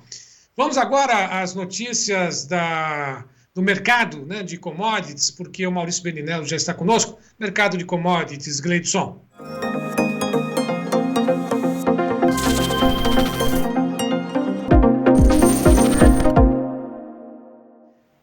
Maurício, boa tarde, tudo bem? Fala, Braga, boa tarde, bom falar com você de novo, ótima tarde a todos. Prazer em falar contigo. O mercado do café está surpreendendo pelas altas, né? Hoje até mesmo oscilou bastante o arábica em Nova York, estava operando em queda, subiu no finalzinho das negociações. O que vem daqui para frente? O que o produtor deve fazer com essas altas e esses preços bons, né? Recordes aí para o café, principalmente robusta, no mercado internacional? Então, você viu, acabou de mostrar lá o produtor de Araguari, né, a situação colhendo, terminando, olha o poeirão que estava naquela colheita, né, e ao mesmo tempo a florada já iniciando, né, só que com seca, né, e seca agora não é bom, vai ter que chover nos próximos 40 dias de forma, no mínimo, aceitável no sul de Minas ali, e eu acho que o mercado já começa a colocar isso no preço, sendo bem sincero. Eu, pessoalmente, hoje comecei a montar operações a favor da alta, de novo, do café, do arábica, né, não do robusta. Quem bolsa o arábica, no Brasil mesmo, tem o ICF, que é o contrato da B3, que é mais fácil de ser operado, mas você vê, o robusta hoje, de novo, indo buscar pertinho dos $5.000 por tonelada em Londres, né? A safra do Vietnã começa já. Então, assim, eu disse antes e eu mantenho. A não ser que venha uma mudança climática no sul de Minas a partir da semana que vem aí, que já traga uma chuva para poder deixar a situação mais tranquila, eu acredito de verdade que o último trimestre de 25 vai ser um trimestre bem apertado do mercado de café. Bom, assim como a soja também está acompanhando um vai e vem muito grande, né? A espera do USDA, a espera da colheita lá nos Estados Unidos, a safra por lá.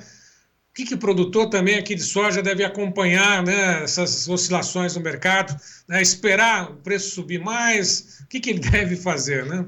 Então, Braga, eu ainda estou bem, vou dizer, conservador, no sentido de que é muito cedo ainda para olhar para a alta da soja, e ainda assim ela já subiu.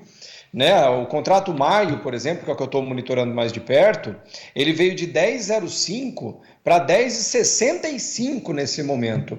Ele já subiu 60 pontos e o prêmio nas praças, o Brandalize falou agora há pouco, caiu do topo dele uns 15. Então o bushel está subindo muito mais do que o prêmio está caindo, tanto que o preço nas praças, de forma geral, está subindo porque o dólar está parado também nesse momento. Eu pessoalmente acredito, disse antes e vou dizer de novo, que os muito ansiosos provavelmente vão se arrepender por ter sido muito ansiosos, se adiantado demais ao discurso derrotista de que a situação era muito grave, porque até saiu de novo hoje o dado que o Brandalize comentou, a safra americana vem bem, está indo tudo bem com ela, ninguém espera uma novidade agora. Então, a gente já está olhando para o ano que vem no Brasil, para o Brasil, Argentina e Paraguai, o mercado já está olhando para a nossa safra do ano que vem, e é uma safra climática nesse momento. O que eu quero dizer com isso? As variações de chuva agora, lembrando que na semana que vem, acho que tecnicamente, ou no final da semana que vem, já abre a janela de plantio no Mato Grosso, por exemplo, e não tem chuva, está seco. Então o plantio vai ser atrasado já quase na garantia. Isso ainda não é uma garantia de que teremos problemas na safra do ano que vem. Mas quanto mais essa situação vai se alongando, menos otimista fica a projeção de safra brasileira, e Argentina e Paraguai. E, portanto, quanto menos otimista ela vai ficando, mais apertado vai ficando a oferta. E isso naturalmente vai ser refletido no preço. Né? Eu pessoalmente acredito que não vejo nenhum, a não ser que a situação climática realmente seja muito ruim esse ano, né? Mas por enquanto eu não vejo nenhum milagre nos preços que leve eles para $13, alguma coisa assim. Mas sabendo que, por exemplo, o contrato julho, nesse momento, negociado a 10,73, é o preço de agora do contrato julho, pensar no auge, lembrando, nós ainda estamos, né, Braga, em sazonalidade de queda, ou seja, nós estamos nem começou a safra nos Estados Unidos ainda, então daqui até mais ou menos uns 40 dias, o preço da soja não é incomum continuar caindo. A partir do final de outubro, início de novembro, até maio, os preços da soja entram em sazonalidade de alta.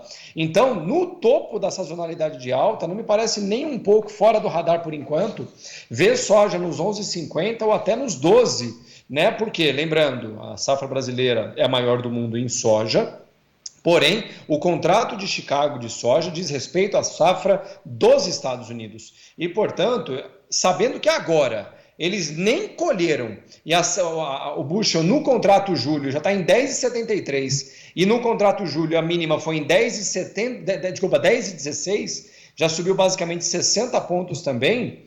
Por enquanto, especialmente se a situação climática continuar apertada no Brasil, ou seja, a chuva continuar não chegando ou demorando para chegar, do meu ponto de vista, todos aqueles que nesse momento se colocaram numa posição muito perigosa de gritar fogo e principalmente de autodecretar um derrotismo para a safra do ano que vem, adiantando venda 2025 na hora que lá na boca da safra, aqueles erros, pessoal vendendo com dólar a R$5, sendo que hoje teve travamento a 5,87, nós fizemos hoje, esse tipo de postura extremamente ansiosa tem um potencial ainda para causar um dano. Então eu tomaria muito cuidado, até porque com o petróleo em queda, petróleo nesse momento trabalhando já abaixo dos $70, alguns dos principais insumos, principalmente fertilizantes, ficam pressionados para baixo nesse momento, né? Ainda temos a variável do dólar, mas sendo bem sincero também, o dólar deu uma cansada nesse momento, perto dos 5,64.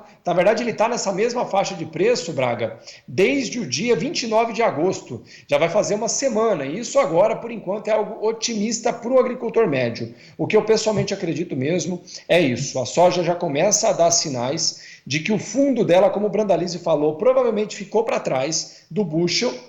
E com essa situação, inclusive no Centro-Oeste, com falta de oferta para atender as indústrias locais, a pressão sobre o preço nesse primeiro momento é realmente para cima por enquanto.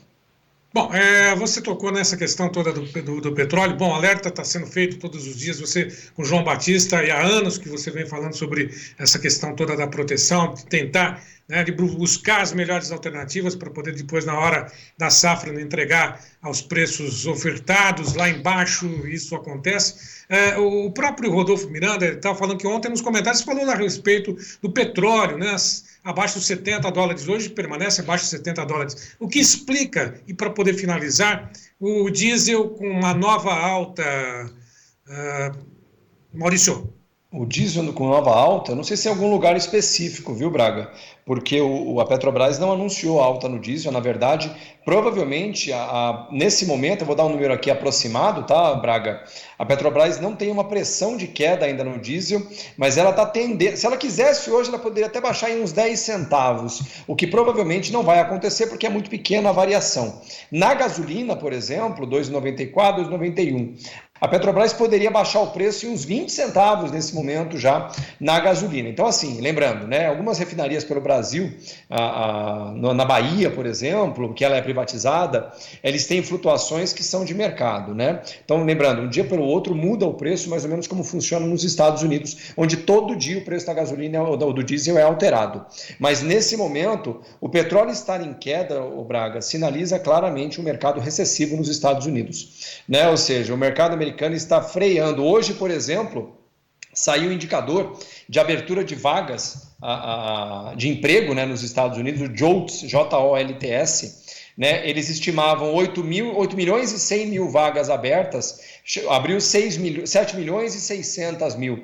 É o menor volume de vagas de emprego abertas desde abril ou maio, não lembro agora, de 2021, né, e caindo. Portanto, a sinalização é mantida de que o mercado americano está desacelerando. Se o mercado americano está desacelerando, a demanda por petróleo é menor, estruturalmente menor. E, portanto, o preço do petróleo nesse momento não há motivo algum para ter aumento de preços. Então, eu estou deixando bem claro isso, que não é política, não é detalhes à toa, inclusive não é guerra, né? Porque não tem nenhum conflito armado de verdade acontecendo em nenhuma grande bacia exploradora ou refinadora de petróleo nesse momento e, portanto, a pressão do petróleo permanece para baixo. Porém, só para completar, desculpa me alongar tanto aqui, viu, Braga? Mas a faixa de preços a ser respeitada pelo petróleo está na faixa de 68, tá? Abaixo de 68, aí a briga já estamos falando lá de 64. Tá certo. Bom, espera-se que pelo menos nessa manutenção dos preços, os combustíveis, gasolina, até mesmo óleo diesel, possam ter preços estabilizados, até, quem sabe, uma queda no preço da gasolina. Que sonho bom, não, Maurício? Isso, Braga. Nesse momento, sendo bem sincero, para que a gente possa ter redução no preço dos combustíveis, o principal problema agora, o principal obstáculo é o dólar. Então, se o dólar continuar nos patamares que ele está agora, não tem muita chance da gasolina cair, porque o petróleo já está em níveis muito baixos, né? Agora, então é isso. Agora, a partir de agora, o principal componente que poderia eventualmente provocar uma queda de combustíveis é o dólar. Então, para quem quer olhar para isso agora, olho no dólar.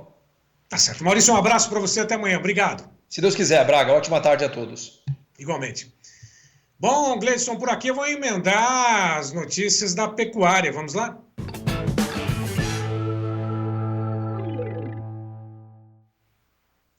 Quem diria, o ágio começa a voltar no pagamento da arroba do boi gordo em algumas regiões aqui do Brasil. De qualquer forma, os preços seguem firmes em boa parte das praças pecuárias. Muita gente observando o mercado futuro travando e aproveitando também essa alta recente que ocorreu nas cotações e que deve acontecer ainda nos próximos dias. De qualquer forma, o mercado segue com cotações firmes e preços também firmes no mercado físico. Primeiro, vamos lá acompanhar o que acontece na B3, com as negociações apontando setembro 248,75 por arroba, o outubro a 257,092 de alta, novembro R$261. Olha a oportunidade aí de muitos operadores e, lógico, quem vai travar preços R$261, novembro 1,36 de alta. O boi gordo CPE ontem, às 241,80, 1,85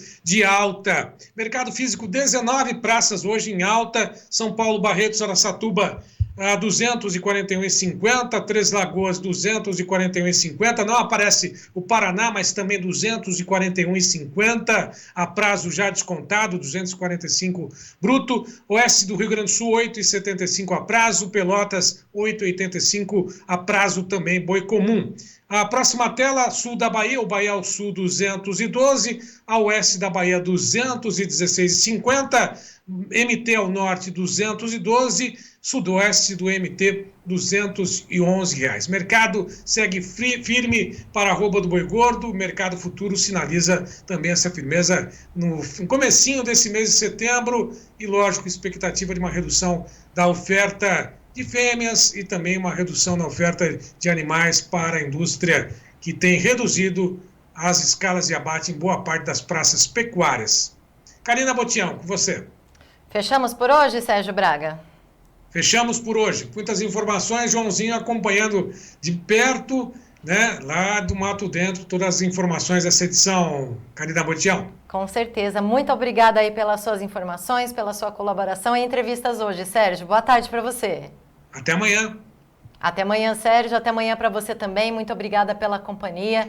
A gente se vê. Boa tarde. Tchau, tchau.